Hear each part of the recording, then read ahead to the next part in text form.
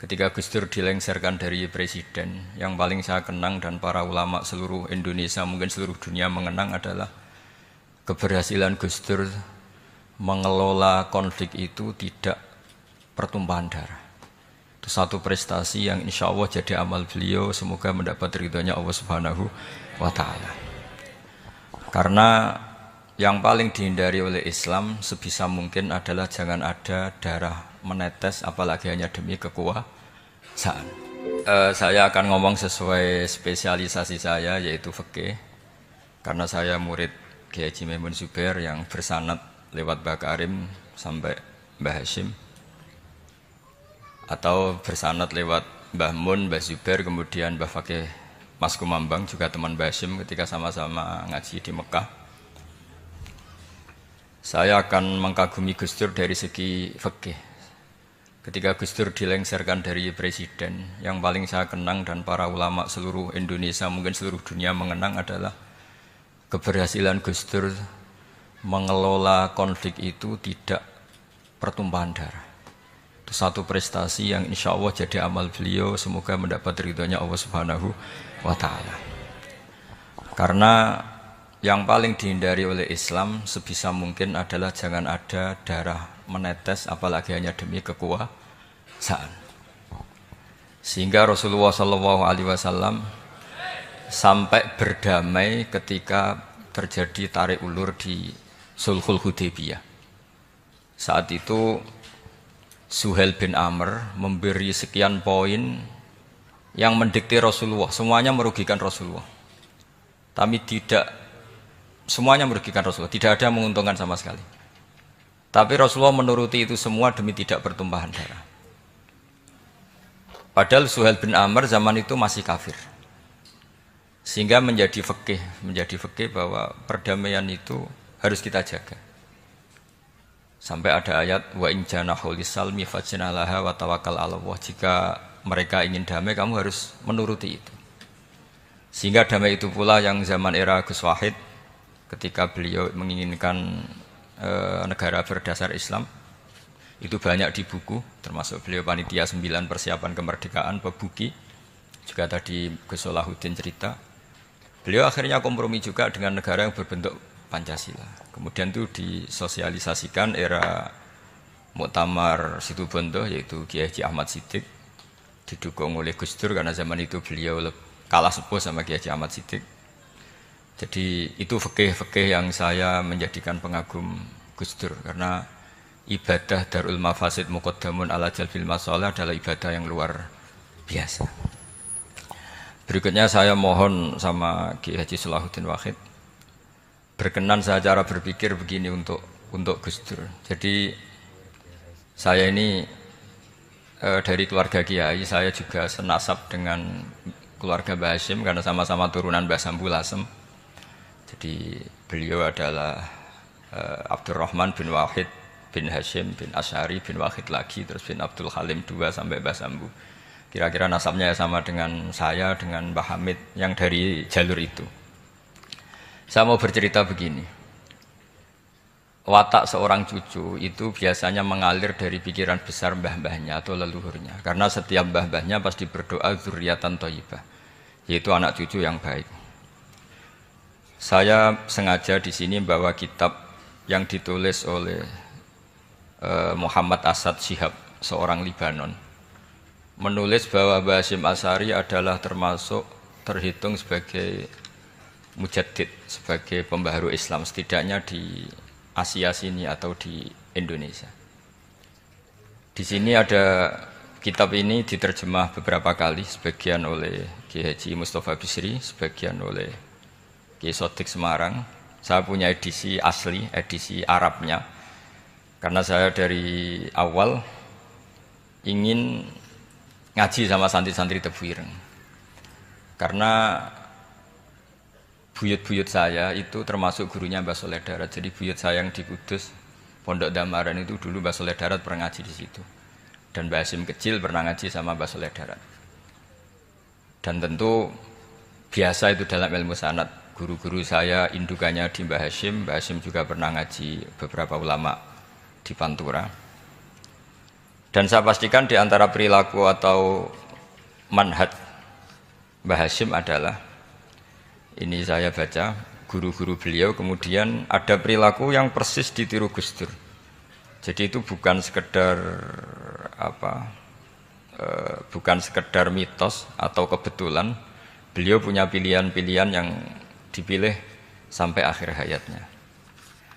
Di sini ada cerita proses Mbah Hasyim ngaji, kemudian pernah ada seorang Jerman mau belajar Islam sama Mbah Hasyim, kemudian ditemui beliau dengan sangat hangat. Ketika sudah mengenal Islam secara detail, ya saya ulang lagi, ketika sudah mengenal Islam secara detail, beliau ngendikan, kamu jangan tergesa-gesa, kata beliau, kamu harus menerima Islam ini secara al-bayyinah, secara argumentatif, secara logika yang benar, jangan karena terpaksa.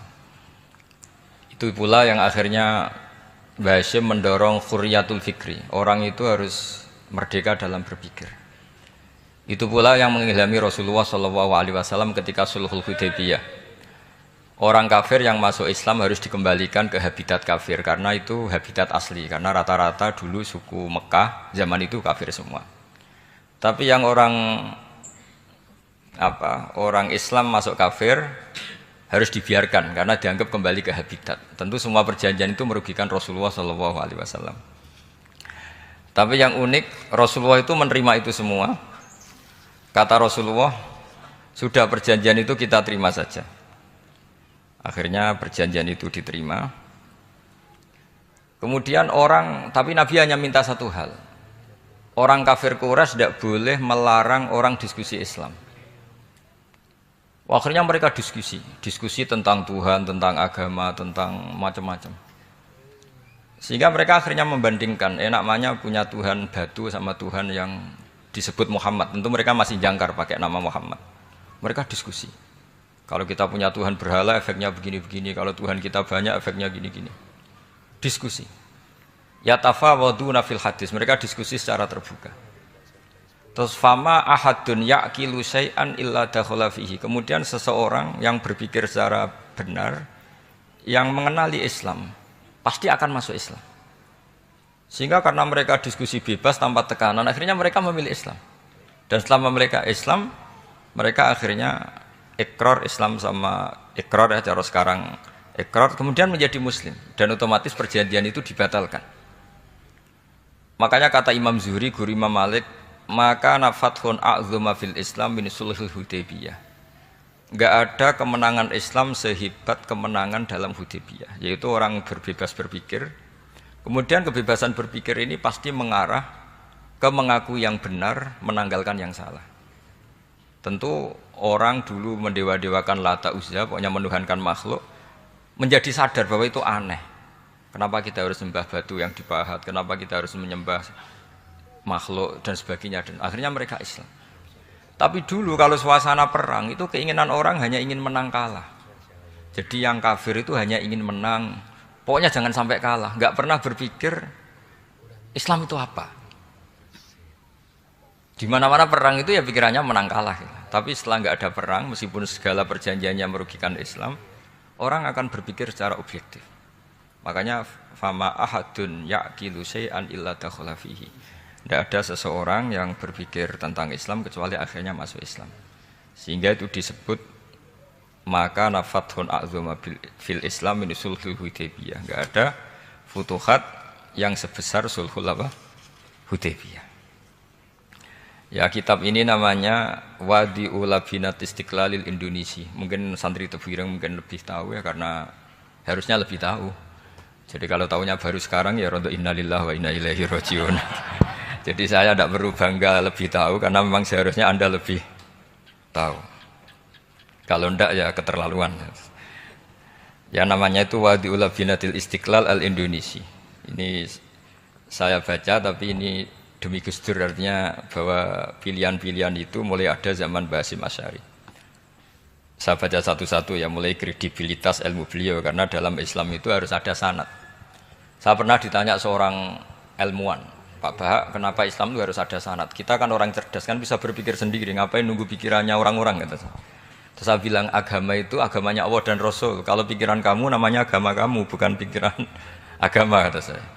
Kalau kamu punya pikiran, yang namanya pikiran kamu, tidak agama. Kalau agama itu harus bersanad. Jadi pikirannya Mbah Hashim sama dengan pikirannya Mbah Mahfud pikirannya sama dengan Said Abi Bakar Sato sama dengan Sayyid Zaini Dahlan dan seterusnya sampai logika itu sampai Rasulullah Shallallahu Alaihi Wasallam. Saya beri sekian contoh. Pikiran yang kita ciptakan bisa salah, misalnya begini. Dulu misalnya Nabi pernah bersabda, al-qatil wal maktul finnar, pembunuh yang dibunuh sama-sama neraka. Jadi idal taqal muslimani bisayfihima fal qatil wal maktul finnar. Jika dua orang muslim bertemu sama-sama bawa pedang, maka yang bunuh maupun yang dibunuh itu sama-sama masuk neraka. Makanya kita harus syukur sekali Indonesia itu paling menghindari membunuh, karena kalau sesama muslim membunuh itu ancamannya berat, sama-sama masuk neraka. Bukan sekedar diboyong dari pondok Tebu Ireng, itu neraka gitu. Kalau dibayang pondok gampang gitu, nanti mondok lain gampang. Terus logika sahabat begini, hadza al-qatil fama balul maktul. Oke ya Rasulullah, kalau al-qatil masuk neraka namanya pembunuh, oke kita terima. Tapi fama balul maktul, lalu dosanya yang terbunuh itu apa? Wong dia korban kok dia dibunuh?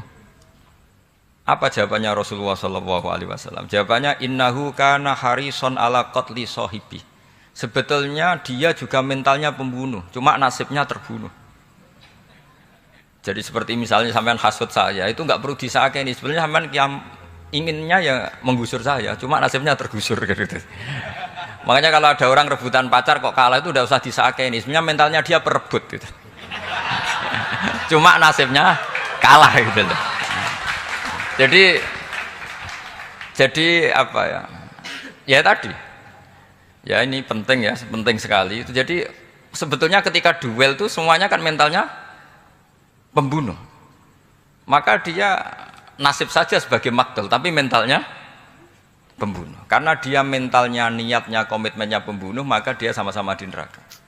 Maktul itu fakta, faktanya terbunuh, tapi mentalnya pembunuh. Sehingga hukumannya sebagai pembunuh.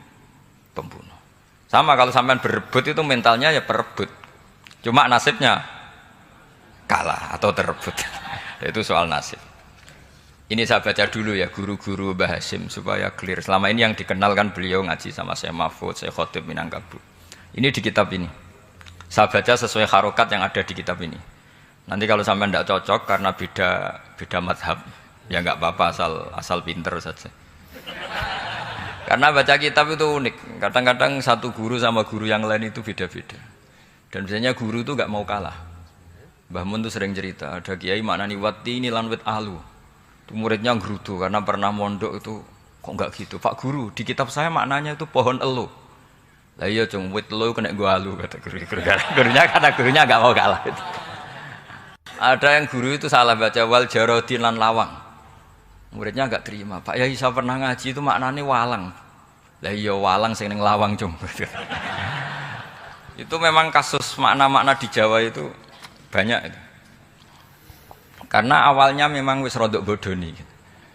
Kenapa saya bilang bodoni? Ini yang bilang Mbah Mun makna Jawa ono bodoni ini. Karena watin itu kan enggak ada di Indonesia. Tapi kiai itu malu kalau gak iso maknani. Akhirnya wati ini wet elu. Tanyakan orang pakar ahli Jawa ya enggak tahu lo itu apa. Pokoknya butuhnya kiai itu ada lafaz ya ada maknanya. Padahal jenis itu enggak ada di Indonesia. Seperti haudat itu maknanya kiai Jawa sekedup. Sekedup itu rumah kecil yang ada di unta zaman dulu. Di Jawa ada enggak? Enggak ada. Kalau kamu tanya orang Jawa ini apa namanya? Namanya ya rumah kecil di atas unta. Tapi kiai Jawa dulu punya makna namanya apa? Sekedup. Jadi kiai Jawa itu luar biasa improvisasinya. Ya rodok bodoni itu. Lah yang sering bodoni itu bab halal haram, tapi bodoni apik. Ya enggak semua bodoni itu buruk, kadang wajib. Betul. Ini sama tergesola. Ini karena keahlian fikih saya juga barokahnya Mbah Hashim Asy'ari supaya beliau senang. Beliau senang karena para nabi, para wali, para ulama itu tidak meninggal. Tadi kalau Mbak Anita bilang wafat itu kalau dalam bahasa Arab wafa yafi wafaan itu maknanya nuhoni. Nuhoni itu sudah memenuhi. Jadi sebenarnya memang nggak pernah ada orang mati itu. Jadi kita punya jatah umur, jatah rezeki. sudah terpenuhi semua, namanya wafat. Dari kata wafa yafi wafaan, sesuatunya sudah penuh maka diambil. Kalau roh sendiri nggak pernah meninggal. Ya roh sendiri kalau Mbak Anita bilang kita memperingati kehidupan Gus Dur ya memang hidup karena tadi nggak ada siapapun bilang orang itu mati. Orang mati itu adalah jasad, rohnya diambil dari jasad. Lah roh sendiri ini nggak pernah berstatus mati karena makanya orang Jawa semua sepakat wong mati ku piye sing nyawane dijabut. Jasadnya mati, nyawanya diambil. Kemudian nyawa ini yang mengalami dapat nikmat maupun dapat azab. Sehingga keyakinan ahli sunnah wal jamaah ini perlu didoakan karena menghadapi Allah butuh topangan doa dan doa itu nggak pernah salah karena otoritas doa itu milik Allah subhanahu wa ta'ala. Tidak bisa kamu nyemprit Allah ini sudah akhirat loh, amal nggak ada gunanya loh, tidak bisa. Allah tetap zat yang bisa mengabulkan doa siapa saja. Sehingga ahli sunnah berpendapat doa itu yanfa'ul mayyit, doa itu manfaat untuk mayit. Sehingga Basim Asy'ari ngarang secara spesifik risalah an ahli sunnah wal jamaah. Di antara yang paling pokok adalah ad-du'a yanfa'ul mayyit, bahwa doa itu manfaat pada mayit. Ini saya hitung ya guru-gurunya Mbah Hasyim. Darus Salhat Muhammad Hasyim Asy'ari ini karangannya Asad Syihab, orang Libanon. Buku ini selesai tahun 72. Beliau lama sekali ikut ngaji di sini sama Mbah Hasyim. Tapi sebagai peneliti, beliau ke sini sudah alim. Enggak, terus masih ngapalkan alif bata itu enggak, itu masih sudah alim. Darus Salhat Muhammad Hasyim Asy'ari fil Haramil Makki Syarif fi Makkah Al-Mukarramah alaihi ulama. Seterusnya beliau hitung ya. Amsalus Syekh Ahmad Amin Al-Attar wa Sayyid Sultan bin Hasyim wa Sayyid Ahmad Zawawi. Ya dihitung ya sudah berapa itu. Tapi beliau ke sana sudah alim loh, jangan sampean kira kalau sampean ke sana itu jadi TKI repot nanti itu. Itu kata Mbah Mun kalau ada orang mau mondok Mekah, apa mondok Mekah wis alim dereng. Kersane pinter bahasa Arab, Bah. Bakul es nang Arab pinter bahasa Arab kata Mbah. Jadi kalau beliau kalau sama orang belum alim mondok di Mekah itu agak duka beliau. Ya, Syekh Ahmad Amin Al-Attar, wa Sayyid Sultan bin Hasyim, wa Sayyid Ahmad Zawawi, wa Syekh Ibrahim Arab, wa Sayyid Ahmad bin Hasan Al-Attar, wa Syekh Said Al-Yamani. Ini yang gurunya Mbah Zubair juga, guru-gurunya keluarga sarang. Wa Sayyid Husain Al-Habsyi. Ini mbah-mbahnya keluarga Habib Anis Solo. Jadi ya pokoknya keluarga besar Solo karena kita tahu Habib Anis itu bin Alwi bin Ali yang punya simtud Duror bin Muhammad bin Husain. Alladzi tawalla mansibal iftah hatta wafatul maniyah wa Sayyid Bakar Sato. Ini yang ngarang Anatul Thalibin. Wa Syekh Rahmatullah wa Sayyid Alawi bin Ahmad As-Segaf. Ini yang ngarang Tarsihul Mustafidin. Kita tahu sarah i'anah paling terkenal adalah dua I'anatul Thalibin dan Tarsihul Mustafidin. Itu dikarang oleh Alawi bin Ahmad As-Segaf. Terus wa Sayyid Abbas Al-Maliki, itu banyak Sayyid Muhammad. Karena kita tahu Sayyid Muhammad adalah Muhammad bin Alawi bin Abbas ya, Muhammad bin Alawi bin Abbas. Itu juga gurunya Mbah Hasyim. Wa Sayyid Abdul Az-Zawawi wa Syekh Saleh Bafadl wa Syekh Sultan Hasyim Daghestani. Jadi selain guru-guru di Indonesia termasuk Mbah Mahfud Termas, Syekh Khotib Al-Minangkabau, beliau punya guru-guru itu yang saya sebut. Lalu barokahnya guru-guru itu ya, barokahnya guru-guru itu Mbah Hasyim berpikir seperti itu, dan berpikir seperti itu yang mengilhami Gus Wahid, kemudian Gus Wahid mengilhami Gus Dur. Kenapa saya cerita ini? Supaya kamu tahu bahwa pikiran-pikiran besar Gus Dur itu ada sanadnya.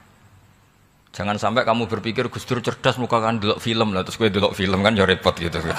Jadi makanya ini, karena banyak juga yang cerita Gus Dur sebagai budayawannya, sebagai demokratnya, sebagai pluralisnya.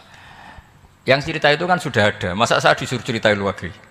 Jadi kalau sampean saya cerita itu lagi kan coro Jawa tahsilul hasil. Jadi ini itu tidak bidang saya. Bidang saya akan melihat Gus Dur sebagai cucu Mbah Hasyim siapa? Asy'ari. Ini saya baca ya. Ini bahasa Jerman tapi sudah diagak-agak Arabkan. Ma'al Muhandis Karel von Schmidt. Ini Mbah Hasyim. Jangan kira yang pernah berkawan ya, bersosialisasi dengan non muslim itu mulai Gus Dur. Mulai Mbah Hasyim ini di halaman 108 kitab tadi. Wadi'ul Labinati Istiqlal Al-Indonesi. Kitab ini boleh sampean gasap kok. Nanti setelah ini tak bawa pulang atau sampean gasap enggak apa-apa. Ini santri-santri tebireng enggak apa-apa. Siap ya? Ya nanti bisa dibajak. Lakot kan seterusnya hakon ziyarati ala Muhammad Hasyim wa kana dzalika fi yaumini 7 Juli tahun 1936. Fi maqorihi Tebu Ireng. Haitsu taqaltu indahu bil muhandis Karel von Schmidt. Wa kanatil fursa saikhal tahadus ma'ahu tawilan.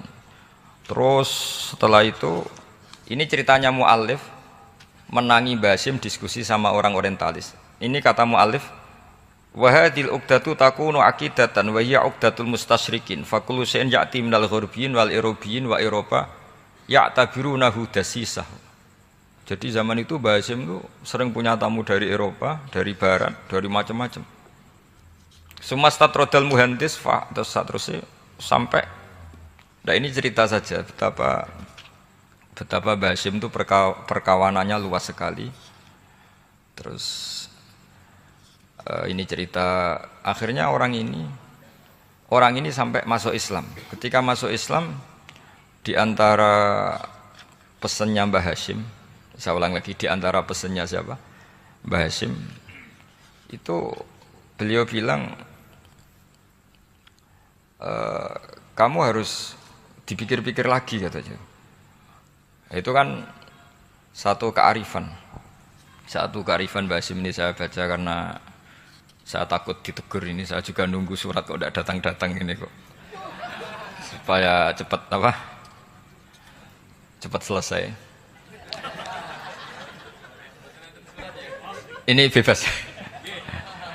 Kalau ada surat malah kebenaran ini karena sudah mulai nyari-nyari. Ya jadi saya mohon nanti kitab ini bisa dikaji di sini. Nanti saya tinggal di sini ada cerita-cerita sampai beliau berteman orang Eropa, terus beliau macam-macam sampai terus saya teruskan. Summa arsalatku syirka ila Indonesia amni 1929 watana qala fi kasir minal mudun wa makata akhiran fi madinati Surabaya bi Jawa Syarqiyah wa min huna bada'atil hidayah wa taufiq taqudanihi ilal khairi. Hadas lautil hadis fil amil alladhi yakti fatratas tiraq.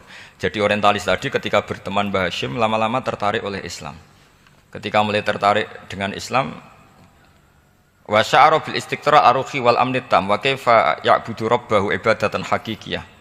Terus mulai tertarik dengan Islam, terus konsultasi sama Mbah Hasyim. Jadi tertariknya barokahnya Mbah Hasyim. Orang ini kemudian wabakiyal muhandis itu insinyur Karel von Schmidt fi Indonesia hatnan dalatil harbul alamiyah sehingga perang dunia kedua selesai wa indama qawamal Indonesiun didal hukmil al-Hollande fi harbil istiqlal am wa kana muhandis fi sufil Indonesian dafa'u islamuhu li syariqa sak terus. Terus ini saya cerita, jadi Mbah Hasyim pernah mengislamkan orang Belanda, orang Jerman. Orang apa? Orang Jerman, terus orang ini hidup di Hamburg. Sampai akhirnya beliau dakwah Islam di sana.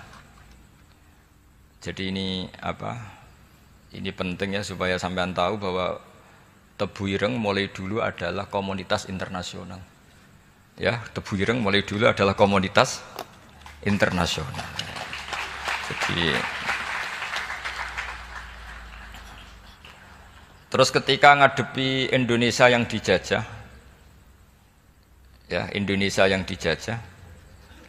ini Mbah Hasyim bersama kawan-kawannya sepakat iktikaf di Multazam. Ini saya baca ya. Wa akhiran istama'a ma'a nukhbatin min haula'i talaba min zalama alaihi al-had Muhammad Hasyim ala ayata'ahadu wa yaqumu bi amalin fi lailatin lailan min laili syahri Ramadan. Al-mu'azzam istama'a haula'i talaba waladina yantamuna ila iddati qawamiyatin. Qawamiyah itu kalau bahasa sekarang perlawanan min Afrika wa buldani janubi Asia, Asia Tenggara wa Asia al-Wusta, Asia Tengah wal buldan al-Arabiyah wa kana al-had Muhammad Hasyim Asy'ari ahadahum. Wa waqafu jami'an amamal multazam bil Ka'batil musyarrafah. Wa ahadu wa aqsamul yamin ala yakum bil jihad fi sabilillah li ilahi kalimatil Islam wa tauhidil muslimin bin nasril ilmi wa tau'iyah wa tafaqquh fiddin talaban lil mardatillahi ta'ala la yarjuna min wara'i dzalika malan wala mansiban li anfusihim. Jadi sebelum beliau pulang ke Indonesia itu komunitas Asia Tengah, Asia Dekat, Asia Jauh semuanya dijajah karena Mesir dijajah Prancis, yang Burma dijajah ini, yang Indonesia dijajah ini, semuanya berdoa di Multazam. Intinya Mbah Hasyim itu patriotik betul. Tapi ya religius betul. Beliau berdoa di multazam, beliau menyanggupi siap jihad melawan penjajah. Tapi saat itu juga berikrar kalau semua itu tidak untuk nyari pangkat. Makanya saya yakin Gus Dur adalah orang saat jabat presiden karena supaya Indonesia tidak chaos. Buktinya apa? Ketika beliau dilengserkan ya santai saja. Wong ngajine wa mal hayatud dunya illa mataul ghurur. Jadi ya santai saja itu. Ndak jadi masalah. Terus kitab ini menerangkan, ini saya baca ya. Li khidmati dual alladzina laha musta'maratun. Musta'marat itu dijajah mislu Holanda wa Inggris wa Rusia wa Pernisa wa fi hadzal amri bidzat ara ana alal muslimin wal mas'ulin khususan. Ini intinya ulama-ulama yang dari timur jauh kemudian sowan ke Mbah Hashim minta fatwa karena negara-negara mereka juga dijajah. Jadi dulu orang dari Jerman, dari mana-mana belajar Islam juga sama Mbah Hashim. Yang negara-negara Asia Timur, Asia dekat itu juga kalau konsultasi kemerdekaan juga sama siapa? Mbah Hashim. Jadi uniknya kitab ini ditulis oleh orang Libanon. Jadi orang Libanon itu saking penasarannya sama Mbah Hashim Asy'ari itu datang ke sini. Ya datang apa? Datang ke sini untuk belajar sama Mbah Hashim. Dan di antara belajar itu kemudian sampai sini ternyata tamu-tamunya Mbah Hashim dari berbagai negara.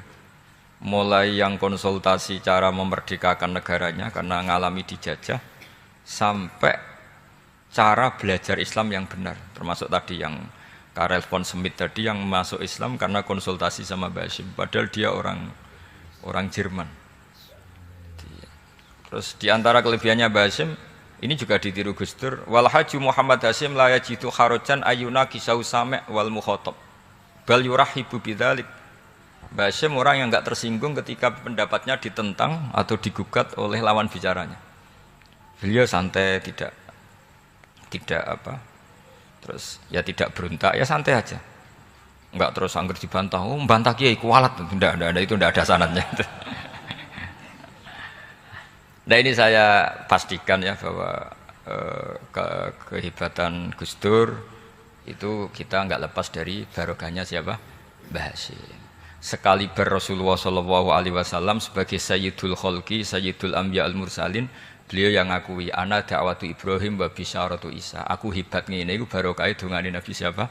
Ibrahim. Maka ini sesuatu yang saya tekuni, jadi enggak salah kalau bicarakan Gus Dur ya harus bicarakan Mbah Hashim. Sama bicarakan Nabi Muhammad sallallahu alaihi wasallam juga harus membicarakan jadduhul a'la yaitu Ibrahim alaihi salam. Jadi ini kitab bisa dipakai atau digasap ya enggak apa-apa.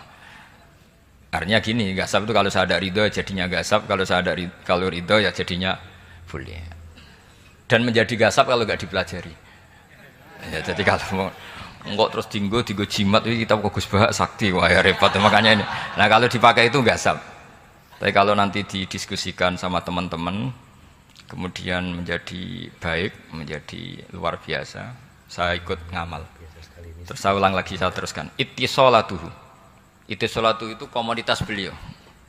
Lahu ittisolatun wasi'atun wa mukatabatun ma'a katsirin min zu'ama'il alam al-islami fi dzalikal ahdi. Fi'nahum Asy Abdul Aziz As-Sa'libi wa Sayyid Diyauddin wa Syairozi Adwul Injil terus. Beliau punya perkawanan besar di komunitas internasional, termasuk Syekh Muhammad Abdul Karim Al-Khattabi wa Sayyid Alawi bin Thahir Al-Haddad, Mufti Sultanati Johor. Ya, beliau berkawan dekat sama muftinya kerajaan Johor, wa Muhammad Ali wa Syaukat Ali bil Hindi, wa Muhammad Ali Jana Muhammad Iqbal. Muhammad Iqbal yang terkenal di India itu, wa Sayyid Hibaduddin Asy-Syahrastani, wa Wazirul Ma'arif Al-Iraqiyah. Beliau berteman sama PM Irak. Jadi kalau Gus Dur dari Mesir belajar di Irak, ternyata dulu mbahnya teman akrabnya Perdana Menteri apa? Irak. Terus banyak waroisu Majlis Tamyiz wa Sayyid Al-Alama Muhammad bin Aqil wa Sayyid Muhammad Jadul Maula wa Sayyid Muhammad Surur saat terusnya itu. Jadi ini nanti saya tinggal termasuk catatan-catatan ini, saya mohon ridho dari Gus Solah dari supaya santri-santri sini belajar Mbah Hashim lebih serius supaya gampang. Kenapa saya katakan harus seperti ini? Dulu Nabi Ibrahim itu diantara anak cucunya itu secara lahir ada yang tidak soleh. Karena anak cucu itu punya otoritas, sehingga anak cucu ini yang menstatuskan Nabi Ibrahim.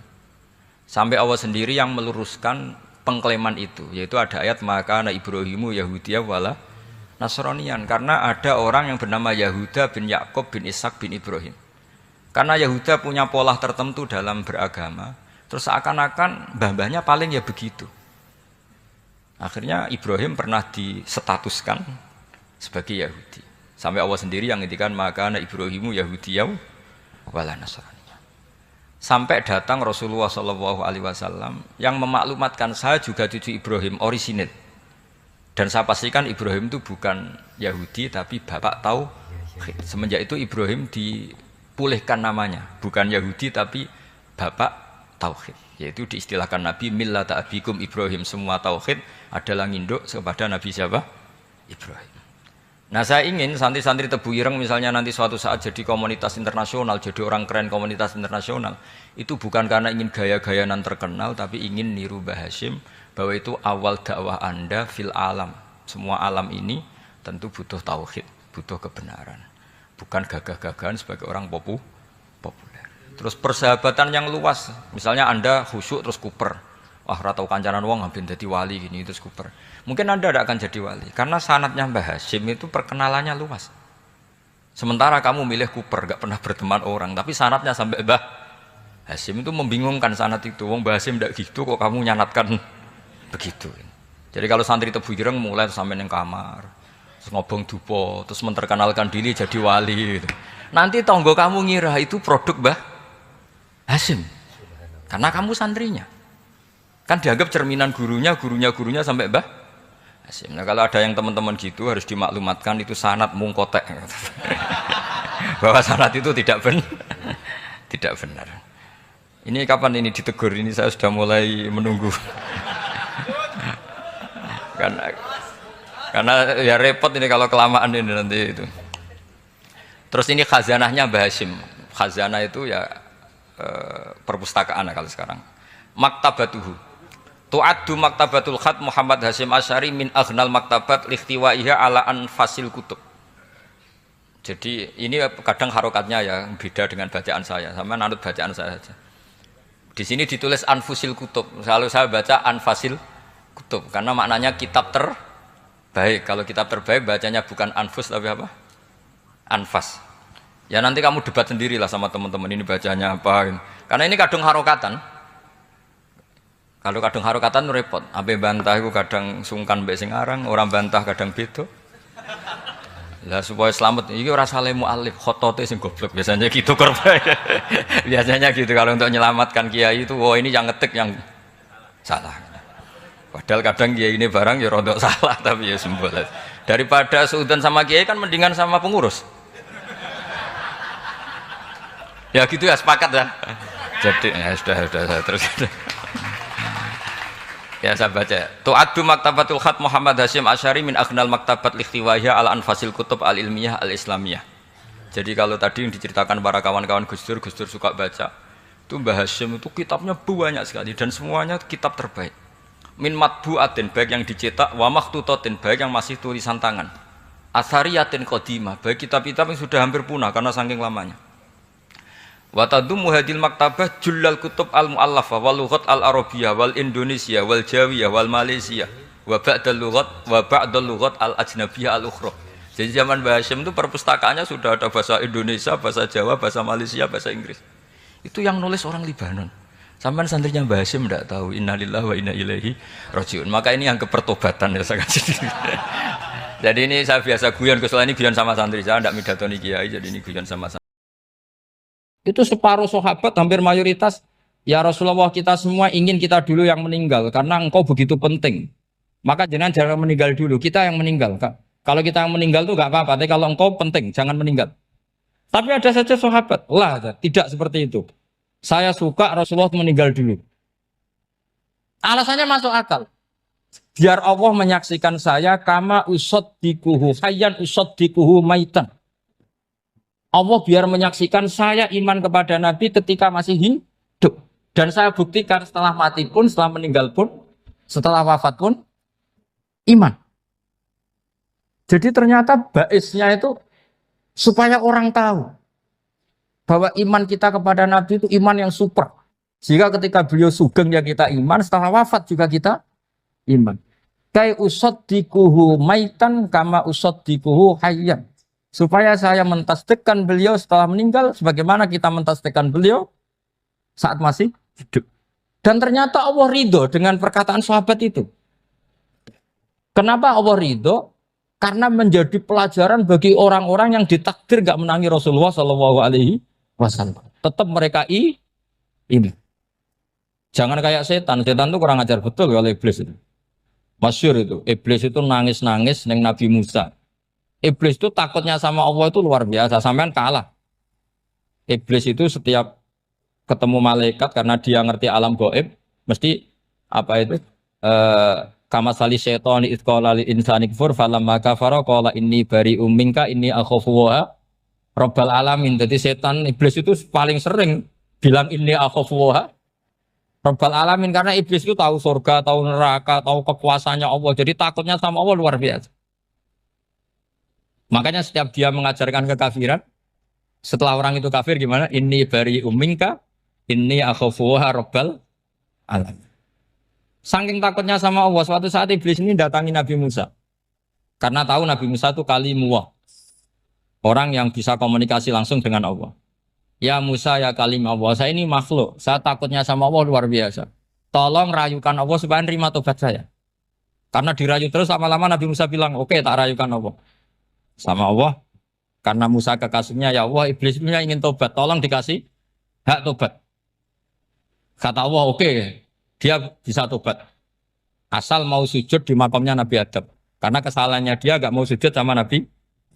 Semenang Nabi Musa karena ada cara untuk iblis menjadi tobat. Dikasih tahu sama Nabi Musa. Alhamdulillah kamu diterima tobatnya. Syaratnya apa? Sujud ke kuburannya Nabi Adam. Wah iblis atau aslinya terus. Asjuduhu maitan wa qatla asjuduhu hayyan. Oh zaman urip aku ora gelem, pomene wis mati. Oh dasar setan itu. Zaman urip aku ora gelem wis mati kok kon sujud. Kumat maksudnya terus ya sudah terus sampai sekarang akhirnya. Kalau sekarang tidak mungkin lagi karena nggak ada Nabi Musa. Jadi ijtihadnya sahabat melihat wafatnya Rasulullah itu beda-beda dan ternyata semuanya diridhoni Allah. Karena ternyata yang suka Nabi wafat dulu adalah ingin supaya umat Islam tetap mencintai beliau. Iman sama beliau, tasdik sama beliau, sebagaimana tasdik zaman sugeng. Makanya kita harus mencintai guru-guru kita. Uhibbuhu maitan kama uhibbuhu hayyan. Saya sampai sekarang itu ya merasa Mbah Mun itu tidak meninggal. Saya masih merasa kalau bapak saya tidak meninggal karena kita mencintai beliau-beliau ketika hidup dan ketika wafat itu sah. Karena beliau-beliau sama kita juga seperti itu. Rasulullah itu ketika mendekati wafat, ya bahasa halusnya intaqala ila rafiqil a'la. Itu Nabi kalau ngedikan tuh rileks sekali. Hayati khairun lakum wa wafati khairun lakum. Cung aku nak uripku ya apik. Engko nak aku wis kapundhut ya apik. Fa amma hayati fali asunna lakum as-sunan. Sebagian riwayat fa innakum tuhadditsuna anni wa uhadditsu ankum. Kalau saya masih hidup, saya bisa mengajarkan kamu sunnah. Mengajarkan kamu tradisi-tradisi yang benar. Dan ketika aku mati, ketika aku sudah wafat, maka saya jejer Allah, kata Nabi. Saya berdampingan dengan Allah, maksudnya dekat Allah. Tentu bila Kevin walan hisab. Terus sudah fa'inna amalakum, amal-amal kamu diperlihatkan ke saya. Belum yang saya sudah dekat Allah, kalau amal kamu baik, saya muji Allah. Kalau amal kamu buruk, saya langsung mintakan ampun kepada Allah. Jadi Nabi rileks sekali. Artinya saya hidup bagus karena bisa ngajarkan kamu as-sunan wa syara'i'. Kalau saya wafat karena saya dekat Allah. Kalau kamu baik saya muji Allah, kalau kamu buruk saya mintakan ampun kepada. Guru-guru kita juga seperti itu. Justru setelah wafat beliau-beliau punya kesempatan dekat sama Allah, dekat sama al-malail a'la sehingga mendoakan apa? Nah terus kata Sayyid Muhammad, wala taqulu lima yuqtalu fi sabilillahi amwat. Kamu jangan pernah berkeyakinan atau berpendapat atau berkomentar kalau orang-orang yang mati fi sabilillah adalah berstatus apa? Mati, amwat. Kalah. Terus kata Said Muhammad, hadza li amatis syuhada. Ketentuan ini bagi umumnya syuhada. Artinya gini, umumnya syuhada saja tidak berstatus amwat. Apalagi hadza Rasulullah, sayyidul syuhada, sayyidul anbiya, sayyidul mursalin. Tentu tidak pernah berstatus amwat. Ya saya ulang lagi ya, jadi zaman cara berpikir, amatus syuhada, syuhada yang umum saja berstatus hidup. Tidak boleh distatuskan amwat. Apalagi Rasulullah itu sayyidus syuhada, sayyidul anbiya. Maka status beliau pasti hayyun la yamut. Pasti beliau itu hidup tidak.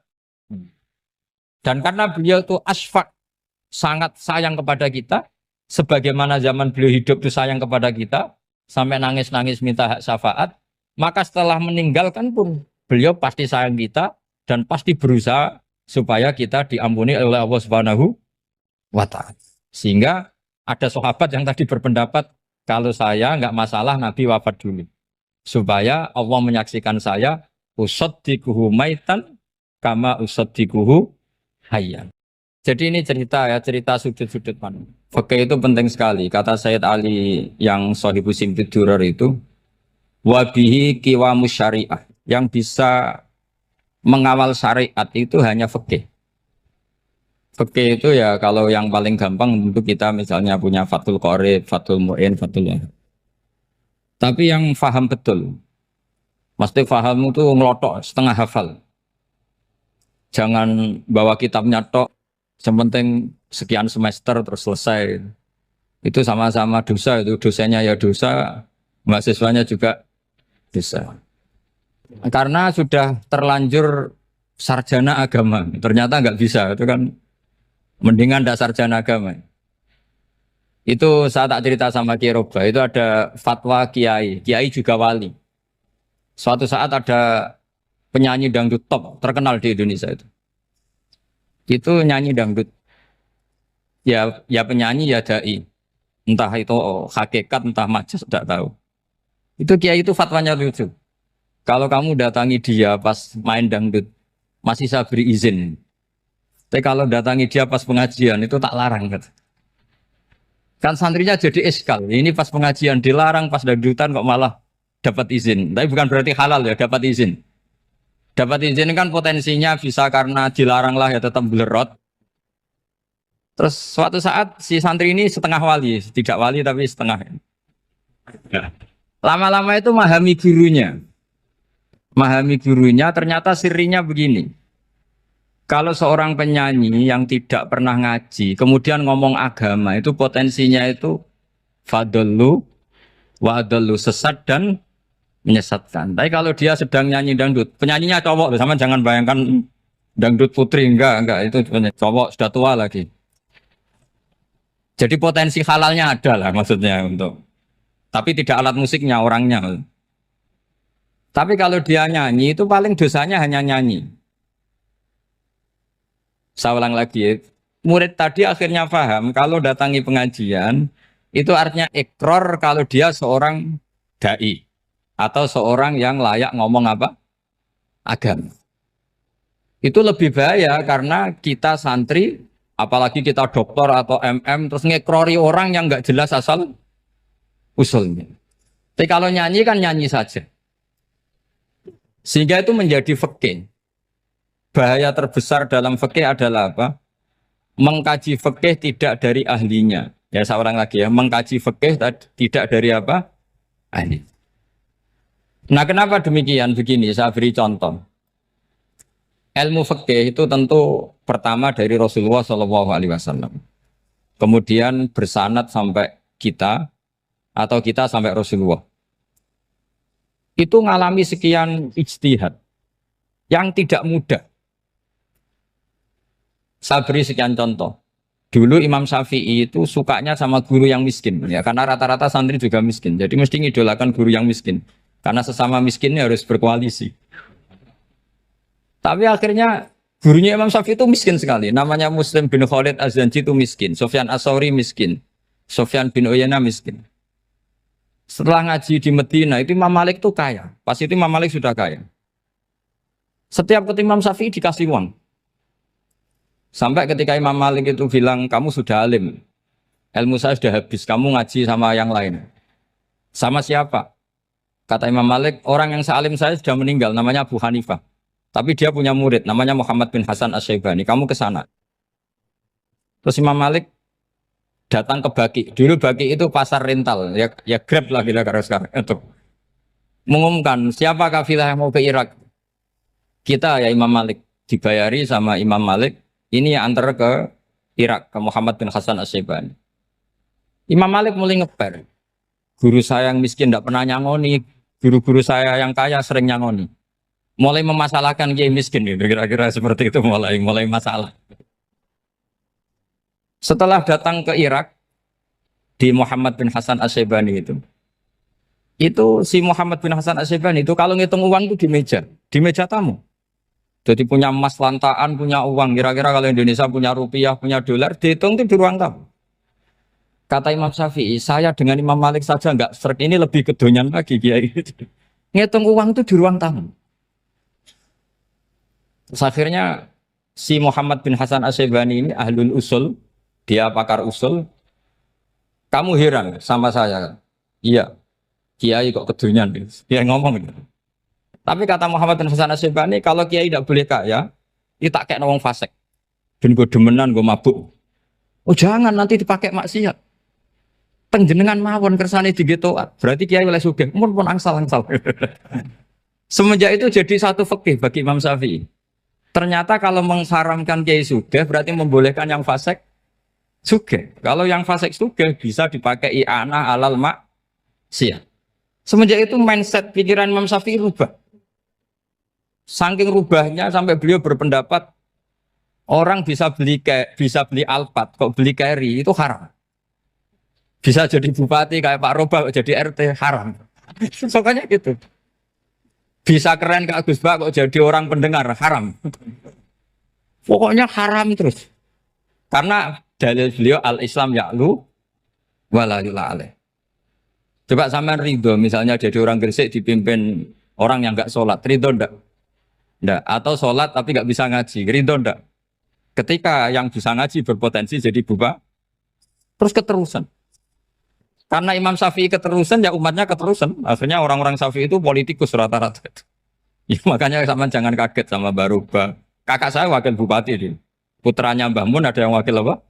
Gubernur. Dulu Gus Wahid ya menteri agama. Itu asal usul dari perubahan fikih, mindset, cara berpikir Imam Syafi'i.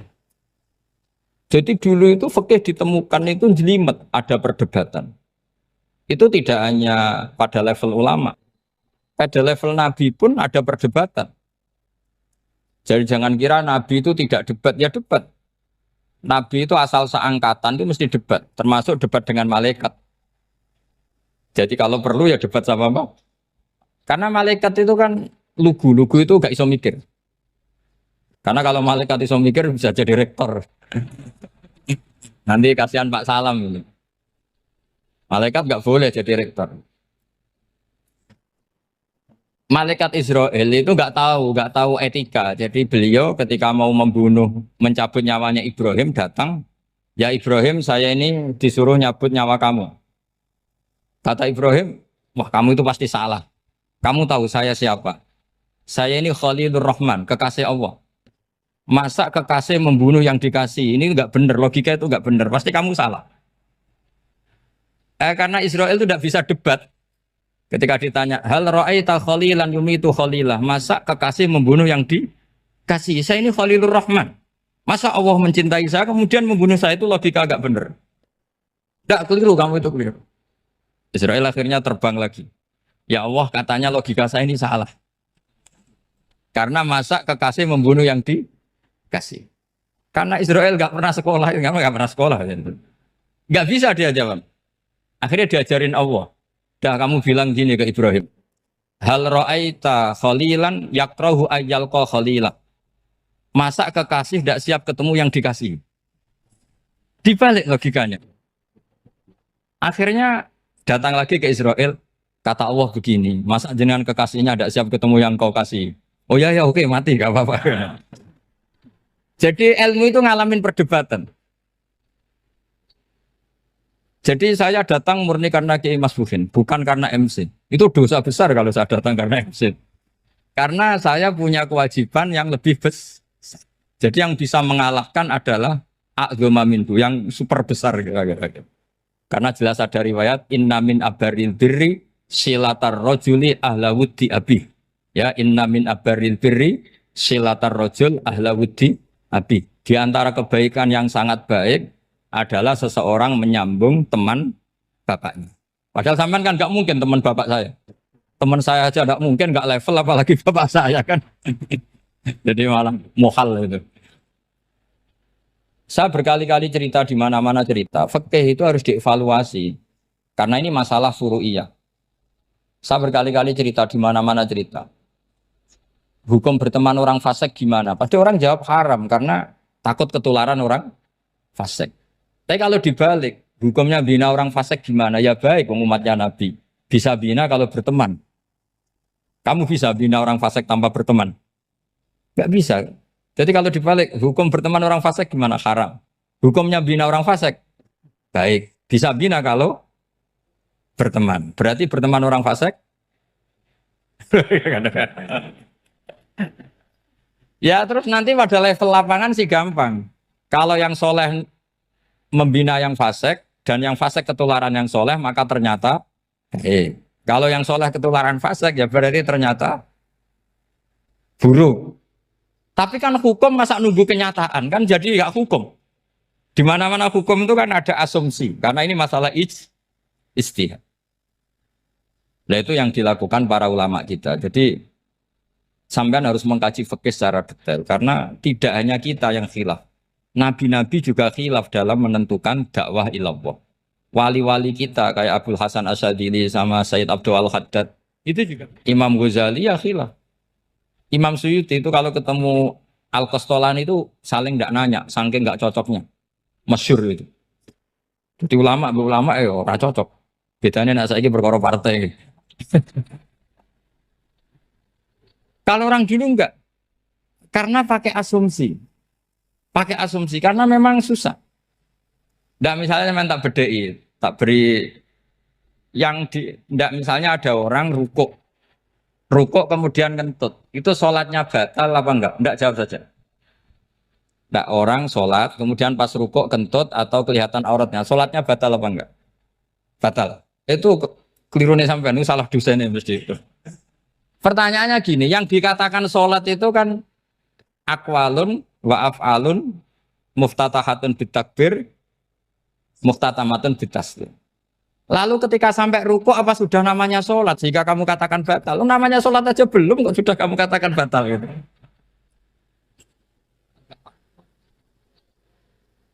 Iya kan? Jadi kalau aku mau sholat pas ruku ngetut batal atau ora? Mestinya jawaban yang benar, ya ora sholat jadinya gitu. Karena kalau dikatakan sholat definisinya harus sampai salah. Tapi kan kita nggak mungkin ngomong seperti itu kan dianggap majnun. Padahal itu yang benar, yang punya kecerdasan. Nah makanya pertanyaannya, fikih itu ngikuti bahasa awam apa bahasa istilah? Kalau ngikuti bahasa awam ya kayak tadi, sholat kok pas rukuk kentut maka batal. Sebenarnya yang batal itu sholatnya apa rukuknya? Nah makanya terjadi perdebatan. Kalau yang pakar-pakar usuli itu salah istilah itu nggak mau. Saya ulang lagi, kalau pakar-pakar usuli itu salah istilah itu nggak mau. Terus misalnya tak beri contoh lagi. Kalau imam itu sudah salam pertama. Salam pertama itu yang rukun kan salam pertama. Berarti setelah salam pertama imam sudah keluar dari sholat apa belum? Yakin? Ya sudah. Sekarang sama tak bedain. Lalu makmum itu kesunatan langsung berdiri apa nunggu imam salam kedua? Enggak, jawab satu. Nunggu salam kedua kan? Itu kriminalis sampai Anda dalam sufi itu. Kriminalnya begini, berarti Anda bergantung sama orang yang sudah tidak sholat. Kata kamu setelah salam pertama dia sudah tidak sholat. Berarti kamu menginstruksikan makmum berhubungan dengan orang yang sudah tidak sholat. Karena sudah keluar dari sholat ketika salam pertama. Kalau kamu di debat gitu gimana jawabnya? Pusing kan? Berarti robtul makmum bisolatiman sing wis laisa fi sholatin. Berarti menggantungkan sholat sama orang yang sebetulnya sudah tidak sholat. Ada yang jawab, sebagian ulama fikih tetap disunatkan menunggu salam kedua. Karena salam kedua itu masih paket meskipun tidak rukun. Juga paketnya selesai. Tapi selalu pertanyaannya gini, lalu setelah salam pertama itu imam masih sholat gak? Sudah sama pernah dijawab tuh? Nah ini pentingnya bodoh, gak mikir sebenarnya. Jadi makanya bodoh itu barokah karena gak mikir. Jadi soalnya Rabbana ma khalaqta hadza apa? Batila. Sing bodoh ya barokah, sing pinter ya barokah. Sira barokah maksiat. Surano barokah plus. Jadi ilmu itu harus mengalami satu gesekan karena logika itu bisa dibalik. Nah karena ilmu itu mengalami satu gesekan, satu logika yang bisa kayak iya kayak enggak. Sehingga jargon di dunia ijtihad itu begini. Ra'yuna shawabun yahtamilul khata' wa ra'yuka khata'un yahtamilus shawab. Pendapat saya benar tapi mungkin salah. Tapi pendapat kamu taruhannya salah dulu tapi yang mungkin benar. Jadi mustahid kalau kata mustahid itu lucu. Ngomongnya itu ra'yuna shawabun yahtamilul khata'. Pendapat saya tarifnya benar dulu tapi yang mungkin salah. Kalau pendapat kamu salah tapi ya mungkin benar atau mungkin bisa salah ya tidak tahu pokoknya mungkin benar. Nah kenapa demikian? Begini, di luar masalah tauhid, saya ulang lagi di luar masalah tauhid, itu tentu ada masalah-masalah yang sifatnya ijtihadiyah. Ya saya ulang lagi, yang sifatnya apa? Ijtihadiyah. Dan ijtihadiyah ini nggak pernah selesai karena muqtadul hal, konteks kesejarahan maupun konteks kesempatan itu tidak sama. Dulu kiai-kiai itu ngaramkan dasi, ngaramkan celana karena yang celananan yang dasinan itu penjajah. Sehingga mantas sababi kaumin bahwa minhu. Tapi lama-lama kiai-kiai itu ya pakai dasi, pakai celana. Ya karena dianggap sudah tidak mantas sababi kaumin bahwa minhu. Ini ngalami pergeseran. Semua istihad itu ngalami pergeseran. Lalu pertanyaannya begini, lalu istihad apa Gus yang permanen? Yang permanen ya istihad dengan alat apa? Istihad. Saya beri contoh misalnya begini. Nabi Musa itu yang ngalami istihad. Kata beliau karena kangen Allah, itu ingin melihat Allah karena kangen. Rabbi arini anzur ilai. Qala lan tarani walakin anzur ilal jabal. Ya sudah namanya orang kangen ya ingin melihat, ya sudah gitu aja. Sehingga ahli ilmu kalam itu berdebat. Kalau kata ahli sunnah, karena Nabi Musa minta ingin melihat Allah, berarti melihat Allah itu jaiz, mungkin. Karena Nabi gak boleh bodoh meminta sesuatu yang mau hal. Maka antipatinya ahli sunnah terhadap pendapat Mu'tazilah itu antipati. Karena menurut pendapat Mu'tazilah, Allah itu qadim, Allah itu laisa kamislihi syai'un, sehingga gak bisa dilihat.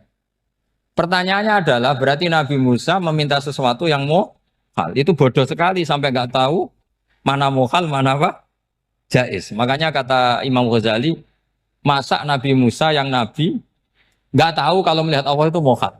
Sampai minta berarti nganggap itu jaiz atau boleh. Itu cara pandang orang-orang ahli sunnah apa?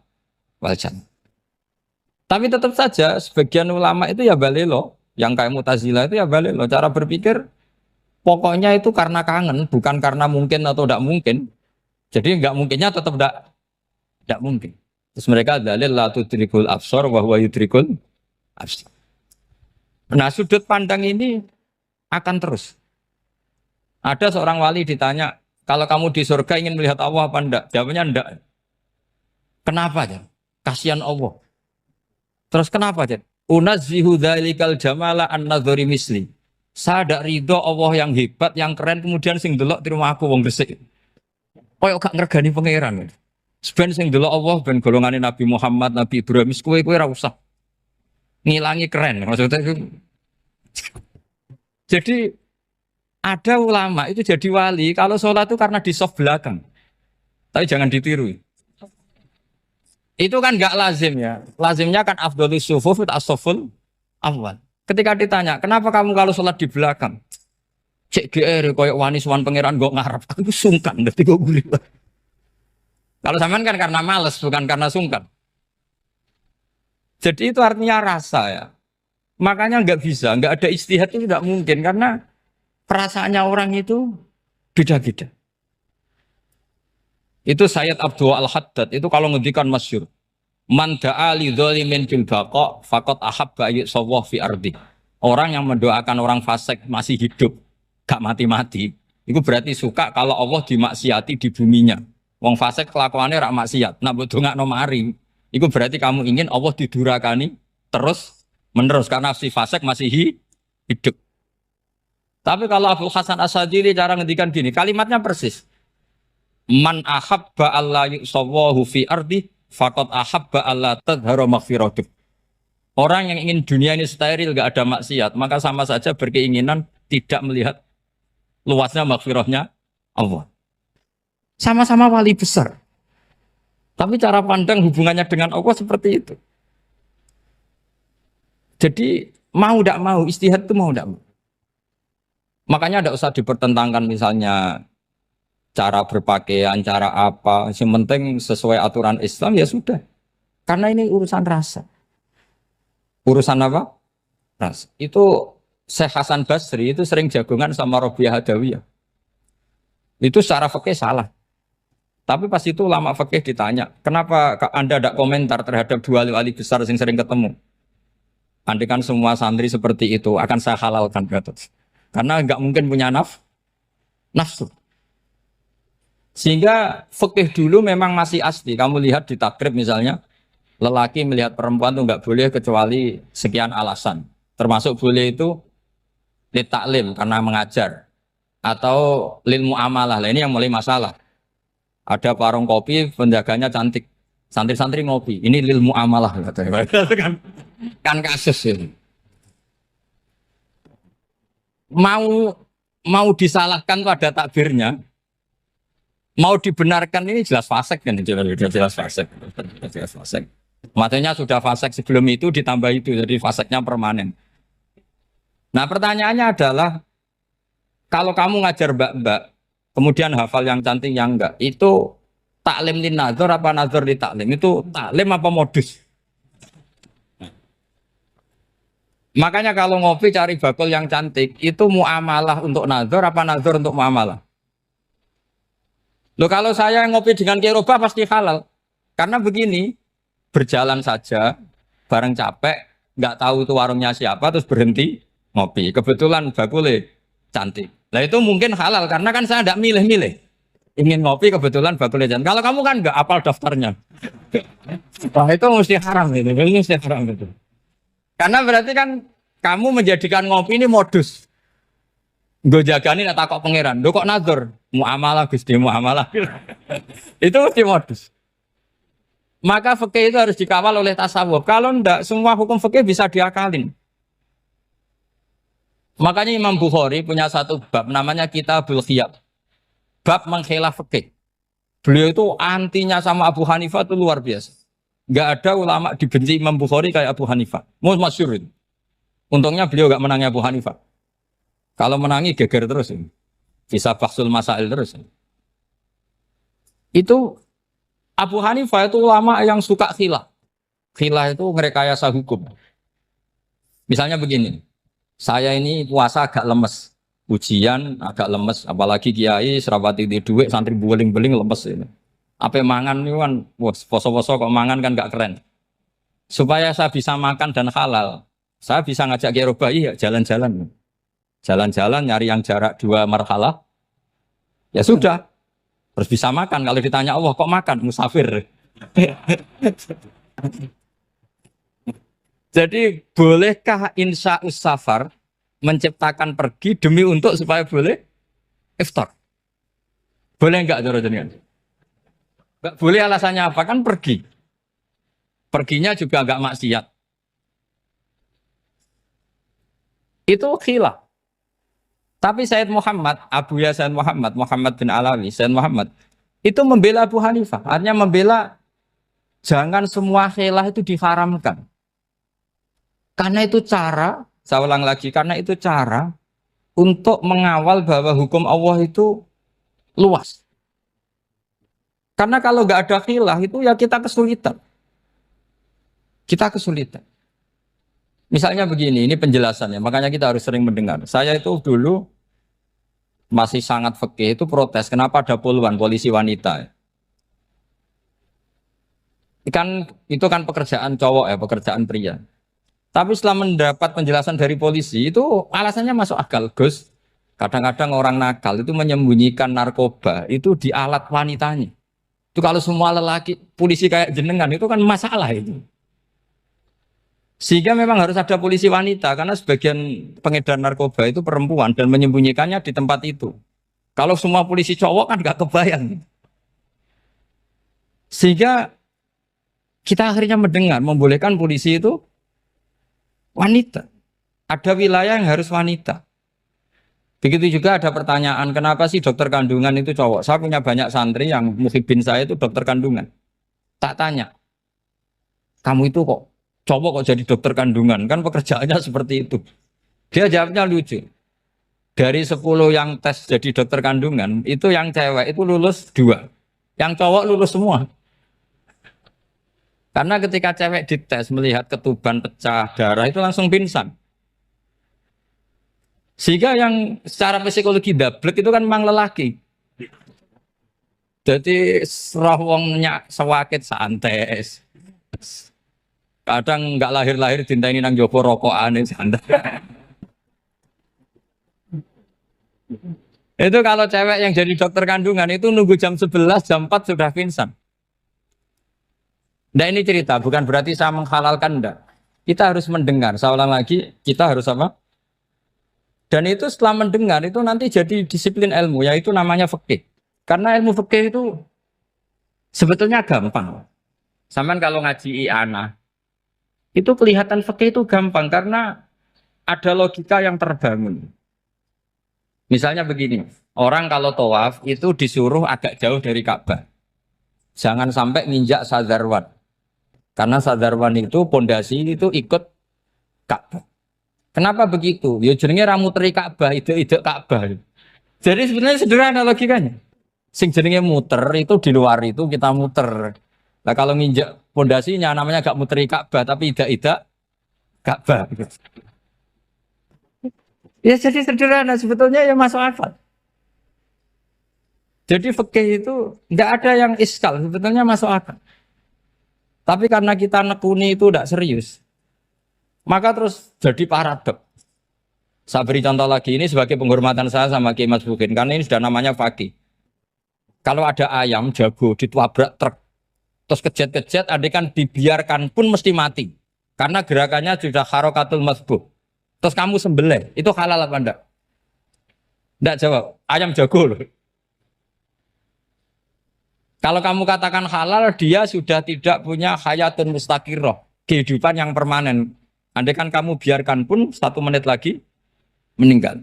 Kejet-kejet kan prosedur saja. Maksudnya pantasnya mati ya kejet-kejet sih, tapi sebetulnya sudah pasti mati. Maka ini ada 2 ulama. Kalau kata Imam Malik tetap namanya halal. Karena ruhnya masih di situ, sehingga ketika kita nyembelih, ya nyembelih hewan yang hidup. Yang namanya nyembelih itu pokoknya mematikan yang punya roh. Sementara saat itu rohnya masih di situ. Meskipun 1 menit lagi pasti. Tapi kalau mazhab Syafi'i enggak, ini sudah harokatul masbuh. Tidak punya hayatun mustaqir. Sehingga dalam perdebatan ulama fikih itu lucu. Kadang ya gampang-gampang mangkel no. Misalnya begini. Kalau ada anak lahir tidak ada amaratul hayat, nggak nangis, nggak bernafas, sunat disolati apa enggak? Siktun sing layas tahilu walayas langsung lahir langsung mati, nggak ada amaratul hayat. Rata mikir tuh. Itu tidak wajib disolati. Alasannya, ya kan memang sholat alal mayit kan tidak pernah hidup. Di mana-mana mayit itu setelah hidup mati. Ini kan tidak pernah hidup. Namanya ya kit atau lahmin, ya potongan daging itu aja. Enggak. Jadi kadang fikih diwaca tenan jebule mangkel no. Terus ketika di kitab Minhajul Thalibin itu, kalau kamu keluar mani itu wajib mandi enggak? Wajib kan? Kalau keluar mani inzal itu kan wajib mandi. Nah kenapa nifas atau wiladah keluar bayi? Kenapa ibu-ibu kalau keluar bayi wajib mandi? Alasannya lucu. Li annal walad maniyun pun akidun. Ini kan wis mani cuma mengkristal. Jadi kadang pakai mangkel. Apa ya? Sembrono itu masuk. Mosok wajib mandi wiladah itu karena apa? Li annal walad maniyun mun akidun. Niku mani sing wis mengkristal. Mani sing wis jelalatan lah lahir nuangis macam-macam. Jadi ternyata karena kenapa fikih butuh alasan nyari hadis tentang keluar anak mandi itu enggak ada yang sorry. Yang ada adalah tentang inzal. Innamal ma' minal. Akhirnya dicari-cari ternyata walad itu maniyun menakit. Lah ini problem fikih. Sampean harus siap dengan pelajaran seperti ini meskipun sampean mungkin wong priayi tapi ini ilmu. Ya, saya ulang lagi ini ilmu. Sehingga ulama itu mau tidak mau harus mau mendengar. Karena logika yang terbangun itu nunggu kalau mendengar kayak tadi.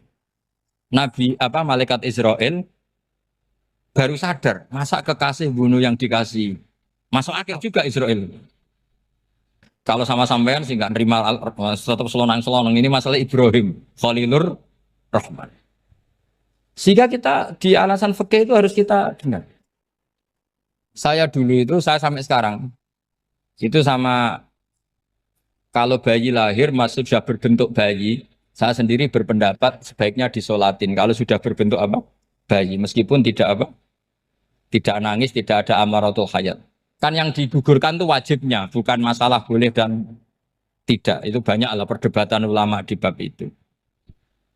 Saya beri contoh lagi perdebatan ulama. Ini contoh-contoh fikih karena ini khusus penghormatan status fakih tadi. Itu kalau ada orang mati, jenazah itu. Jenazah itu kalau sholat, itu kan umumnya jenazah di depan, kita nyolati di belakang. Itu yang mengatakan begitu ya tidak punya alasan. Ya taunya mulai dulu begitu, di mana-mana nyolati jenazah, jenazahnya di depan. Tapi di kitab Makhali jelas diterangkan, kata kaul sani tidak wajib. Alasannya lucu, fa innal janazah laisat bi imamin. Jenazah itu tidak imam, kenapa harus di depan? Kan kacau kan? Lu coba alasannya di depan apa? Dia ada imam kok. Nah barokahnya fikih itu sehingga kita melihat di Arab Saudi sekarang itu jenazah kan di belakang. Tapi kita tetap nyolati apa? Mayit. Kalau di Arab Saudi musim haji itu jenazahnya di kamar mayit, tapi kita nyolati. Itu satu-satunya takbir ya tadi fa innal janazah laisat bimanzilatil imam. Tapi jangan praktekkan, nanti dia kepaliran sesat. Saya hanya cerita ilmu, jangan praktekkan. Kalau dipraktekkan masih jadi aliran sesat. Mono jenazah ning mburi imame kok ngarep aliran sesat. Sebetulnya bukan sesat tuh. Uji coba fikih.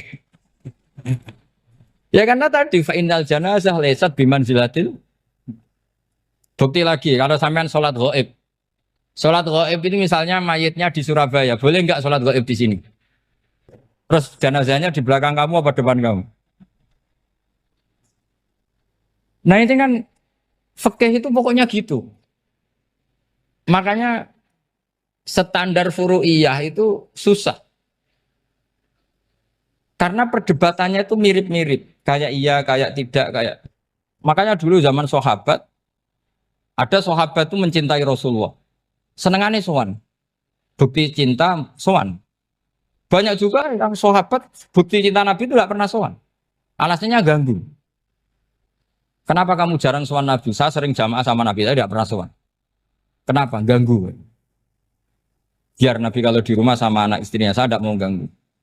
Makanya saya termasuk kiai yang gak pati seneng disowani. Karena ya itu tadi. Kalau ngulang seneng saya, kalau disowani biasa saya. Kalau kiai roba itu nilai, nak pernah sepuh jadi rasuan nilai. Jadi beda, saya sering ditilii kiai sepuh. Tapi bahasanya tentu tidak sowan, tapi nopo nilai. Kalau sowan itu maka kan fikih itu seperti itu. Jadi ada disiplin, di situ ada disiplin ilmu. Yang kadang kita tidak cocok. Makanya Imam Syafi'i sendiri ngendikan Kadang beliau dengan gurunya, dengan Imam Malik sampai ngarang ikhtilafu Malik. Beliau punya data yang beliau itu sedang nggak sama dengan gurunya, yaitu Imam siapa? Malik. Karena mindsetnya itu beda. Tidak sampai misalnya saya tanya, sholat itu harus menghadap kemana? Tidak, jawab saja. Kiblat kan. Ukurannya apa coba? Namanya madep. Wajah apa dada? Imam Syafi'i milihnya dada. Sekarang praktekkan dalam dialog keseharian. Saya jagungan sama Kiai Roba seperti ini, terus wajah saya begini, madep enggak? Nah itu masalah. Terus pertanyaannya, madep dengan dada itu fis sholat apa fil qiyam?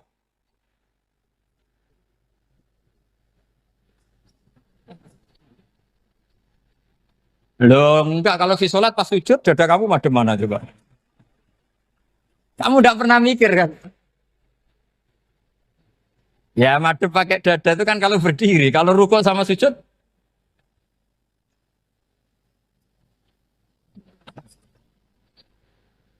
Loh itu ulama itu jelimet gitu. Makanya jarang yang menekuni profesi ulama itu. Karena menekuni proposal banyak, karena memang susah. Jadi ulama itu orang yang cara berpikir sudah aneh. Sehingga mereka detail. Maksudnya menghadap itu apa? Ukurannya kalau berdiri ya dada. Tapi nggak bisa kamu katakan atawajjuh bisodri aturan dalam sholat. Fikuli sholat. Pertanyaannya lah kalau rukuk sama sujud. Dadanya menghadap kemana coba? Maka itu ilmu yang sudah jelimet. Nah ulama usul fikih, ulama yang nggak mau salah per detail hukum. Sehingga menurut Imam Rafi'i, misalnya kalau beliau ditanya, sujud itu gimana ya, asal wat ujabha, ya sujud. Tapi kalau menurut Imam Nawawi harus melibatkan 7 apa? Anggota, yaitu al-jabha, wal yaden, warubaten, wal kodamen. Oke, Imam Nawawi kita ikuti. Tentu keseharian kita pakai Imam Nawawi. Yaitu berdasar hadis umir tu an asjuda ala sab'ati jumin al-jabha, wal yaden, warubaten, wal kodamen. Berarti berapa? 7. Tapi pernah saya cek di kitab karangannya Imam Syafi'i ketika beliau ngendikan saya suka kalau orang sujud itu melibatkan 7 anggota berdasar hadis ini. Tapi kata beliau wayahtami itu dan bisa saja sujud yang watul jabhah itu sudah cukup. Terus kata Imam Syafi'i, limada karena Nabi ketika sujud itu hanya ngendikan begini, sajadalah kawajhi wasam'i wabasori. Gak ada di hadis wayadi, warubati, wakodami. Ya sudah akhirnya. Nah, itu sudut pandang. Terus gugatan kedua begini. Ada orang Muslim yang sujud sama berhala. Untuk menjadi murtad itu harus 7 anggota apa cukup fathul jabhah alal ardi? Untuk sah menjadi murtad itu. Untuk sah menjadi murtad cukup fathul jabhah alal ardi harus 7 anggota. Untuk keabsahan murtadnya itu. Tidak jawab. Makanya ini tugas dosen-dosen ini meminterkan ini. Karena namanya sudah faqih. Faqih itu ahli faqih yang detail namanya faqih. Kalau ini mutafaqih. Jadi bukan tafakuha tapi tafakuha. Kayak tamarodon. Jadi wazannya nanti itu wal idhari ma laysa fil waqi'. Jadi ini bukan gojlok, ini memang marah saya. Jadi kalau sudah pakai gelar fakih, harus fakih betul. Nah, mohon kalau mengkaji fikih itu harus detail. Minimal takrib itu setengah hafal. Supaya konstruksi ilmu itu utuh. Saya sama lagi konstruksi ilmu itu. Karena ilmu itu mesti ada yang apa ya? Ya rodok setengah salah itu, tapi disalahno ora kena. Ndak sampean tak bedheki, nak pancen bener langsung tak angkat jadi rektor. Nak bener tuh. Coba rukun sholat pertama itu apa coba? Rukun sholat pertama. Niat. Niat sama berdiri dulu mana? Ayo niat dulu baru berdiri apa berdiri dulu baru niat? Berarti niat sama berdiri dulu mana? Rubah kan? Artinya kita mau bilang tartib urutannya niat berdiri takbir gak bisa. Yang dikatakan niat itu apa? Qasdus syai' muktaronan bifi'lihi. Berarti niat sama takbir harus bareng apa urutan? Bareng. Terus dengan qiyamnya urutan apa bareng? Bareng apa urutan? Loh, enggak, kalau urutan berarti takbir dulu duduk baru berdiri. Nah, maka seperti ini tuh mau tidak mau kita salah, dikatakan tartibnya salah, dikatakan serentak ya salah. Cuma karena kita bodoh, gak tahu mikir itu, alhamdulillah kan di situ itu. Lu coba niat sholat loh, niat takbir qiyam dulu man. Niat takbir qiyam dulu mana coba? Dulu qiyam. Enggak ada kitab yang mengatakan arkanus sholat awaluha. Oh, dianggap kitab kriminal maksudnya. Makanya ngendikane ulama-ulama di sarah-sarah, mau tidak mau sebagian istilah itu tasamu, tasamu itu wis tiga gampang ngono kok repot. Karena kita tidak bisa detailnya. Coba misalnya puasa. Puasa Ramadan itu wajib apa? Tabi itu niat, nginep no niat. Sing darani nginep itu umure lama apa enggak? Lama kan? Sekarang sebelum 2 menit kamu baru niat, sah apa enggak? Sah. Itu sempat nginep apa enggak 2 menit itu? Enggak sempat kan? Jadi ilmu itu makanya kata ulama-ulama, pokoknya ilmu itu mesti ono unsur tasamu. Tasamu itu ya tiga gampang. Apa? Tiga gampang. Misalnya Imam Syafi'i berpendapat mashu ba'dir roksi. Itu kata beliau walau sya'rotan fi hadir roksi. Meskipun satu rambut asal masih di wilayah kepala. Tapi kalau rambut itu dikeliwir, dibasuh di sini enggak sah. Karena sudah keluar dari batas apa? Kepala. Imam Syafi'i cara berpikir kan ya ngene iki jenenge basuh sirah. Tapi cara Abu Hanifah enggak. Ya enggak, yang namanya megang kepala itu ya minimal seperempat. Masa gitu dikatakan megang. Lalu ulama usul fikih itu berdebat. Sesuatu itu sesuai masodaknya. Masodak itu yasduku alaihi kada. Yaitu ini tadi saya cerita ke Ibu Khen tentang ngaji Jamul Jawame. Ini ilmu yang di Jamul Jawame. Sesuatu itu ukurannya mayasduku alaihi kada apa dengan takrif definisi. Misalnya gini. Sholat itu batal dengan makan. Kalau kamu sholat makan batal enggak? Enggak, jawab saja. Batal. Itu satu upo apa satu piring? Enggak, jawab saja. Satu upo sudah batal. Sekarang bab makan di ngormat tamu. Cong tamuku keimangan. Iku sak upo apa sak piring? Nah ini kan tidak fair. Di bab tamu makan satu piring, tapi di bab sholat satu upo. Maka pertanyaannya, lalu penamaan sesuatu itu berdasar masodak, mayasduku alaihi ismu kadza, atau berdasar uruf?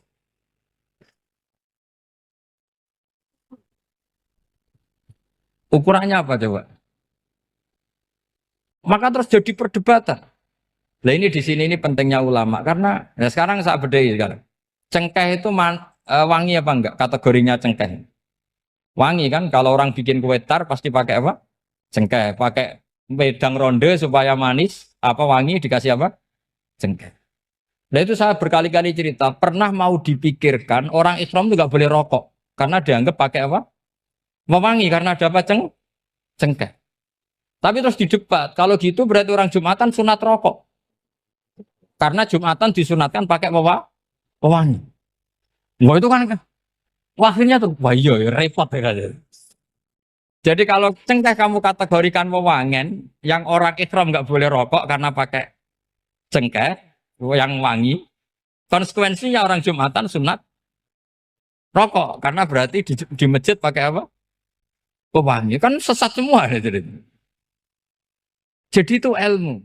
Makanya selain fikih mateng itu ada ilmu yang namanya usul fikih. Usul fikih itu yang neliti itu. Mayasduku alaihi kada. Jadi yus ngono iku darani ngono. Saurang lagi. Ngono iku wis darani ngono. Ora perlu roh detail. Ya, saya ulang lagi. Wis ora perlu roh detail. Makanya Abu Hanifah itu misalnya basuh wajah. Wis angger kecelok ngene iki basuh wajah. Nek Imam Syafi'i kan detail. Mimba ini mana bitis syari sampai ila somahe uzunehi ila zakon. Terus mana bitis syari Imam Syafi'i nambah apa? Ghaliban. Kenapa ditambah ghaliban? Karena kalau orang budak mana bitis syarinya di sini. Jadi itu fikih. Jadi fikih itu jelimet. Padahal kita ini nggak pernah berpikir secerdas Imam Syafi'i, tapi akhirnya ya mikir juga. Agak ditambahi goliban, mana biti sarinya orang Buddha kan? Sini. Terus sekarang perdebatannya, orang Buddha basuh Maskur Roksi di sini sah nggak? Karena tadi itu wajah apa kepala gitu. Kan jadi bingung gitu. Ya makanya ini mukadimah saya supaya sampean apa lebih disiplin belajar apa? Fikih dan setidaknya didiskusikan lah kitab-kitab Minhajul Thalibin atau kitab-kitab Mahali.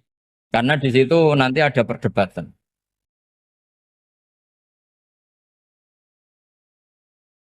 Libra. Alhamdulillah, demikian tadi telah kita ikuti pengajian hari ini bersama guru besar dari Gus Bah. Semoga ceramah agama, kajian-kajian ilmu agama yang telah beliau sampaikan hari ini kepada kita semua yang ada di sini bermanfaat, kita bisa menerima apa yang telah beliau sampaikan dan beliau ajarkan untuk kita lakukan dalam kehidupan kita sehari-hari. Semoga bermanfaat bagi kita, semoga bermanfaat bagi orang lain, bermanfaat di lingkungan di mana kita tinggal, sehingga akan menimbulkan kedamaian, keharmonisan, ketentraman dengan tingkah laku kita yang mencerminkan kebaikan, kebersamaan, dan kerukunan akan menjadi contoh untuk saudara-saudara kita. Terima kasih. Sampai jumpa kembali dalam pengajian Gus Bah selanjutnya. Wassalamualaikum warahmatullahi wabarakatuh.